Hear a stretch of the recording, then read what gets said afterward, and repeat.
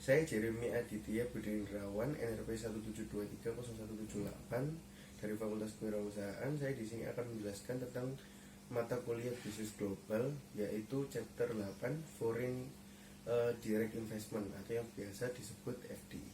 Nah, apa sih itu FDI? Nah, FDI itu merupakan suatu bentuk investasi yang dilakukan oleh perusahaan dari suatu negara ke negara lain. Nah, gampangannya itu kayak ada perusahaan dalam negeri punya modal mau berinvestasi ke negara lain atau negara asing. Jadi FDI ini melibatkan dua negara. Nah, kemudian banyak faktor yang mempengaruhi suatu negara ini mempunyai ketertarikan untuk melakukan foreign direct investment ini atau yang biasa disebut FDI. Nah, salah satunya itu adalah pekerja yang murah. Nah, ini pekerja yang murah itu dapat menarik suatu negara untuk menanamkan modalnya karena ini bisa mengurangi biaya dalam operasional dan lain sebagainya.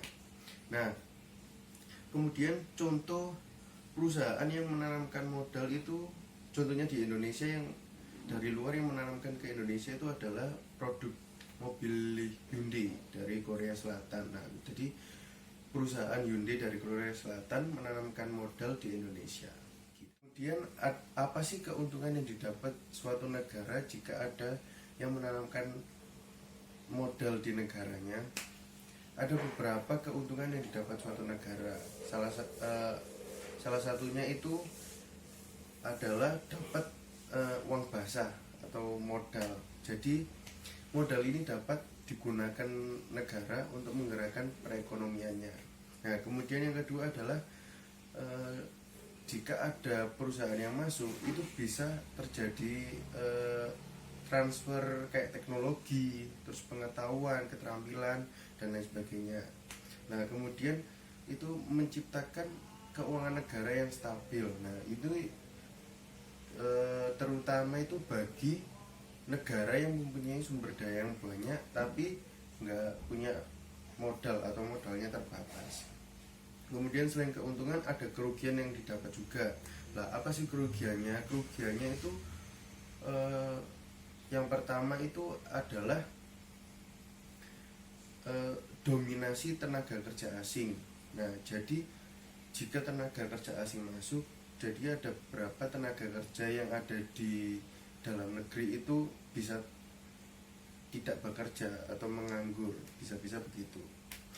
Dan juga takutnya bisa juga mempengaruhi kebijakan politik atau strategis suatu negara. Nah, kemudian juga ada industri-industri kecil atau menengah yang ada di dalam negeri itu bisa kalah saing atau bisa bangkrut karena adanya perusahaan yang lebih istilahnya lebih maju teknologinya, lebih punya banyak modal dan lain sebagainya. Jadi mereka kalah daya saing dan istilahnya teknologinya. Ada dua pola dari FDI ini. Yang pertama adalah oligopoli dan multi-point competition.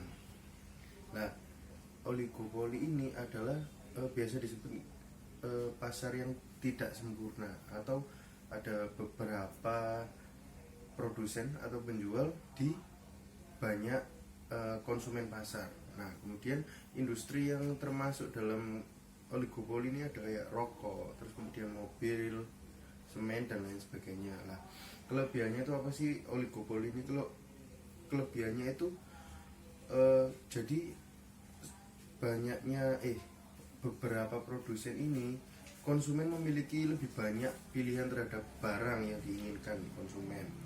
Terus kemudian ada kekurangannya juga, yaitu sering terjadinya perang harga. Dan kemudian yang kedua ada multi point competition, yaitu dimana situasi perusahaan bersaing satu sama lain secara bersamaan di beberapa pasar. Kemudian ada bentuk dari FDI ini. Nah, bentuk dari FDI ini yang pertama adalah joint venture. Joint venture itu semacam kerjasama antara perusahaan lokal dengan perusahaan asing. Nah, jadi hubungannya ini bersifat multinasional. Nah, ini biasanya juga bisa mengkombinasikan berbagai sumber daya yang ada dalam perusahaan masing-masing.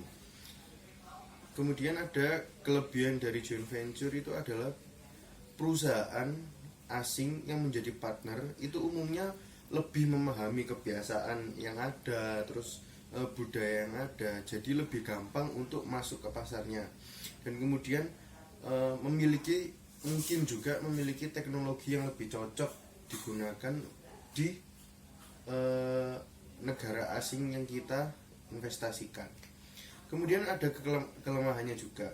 Kelemahannya itu jika kita salah memilih partner di negara asing, maka itu bisa menjadi resiko yang besar. Dan kemudian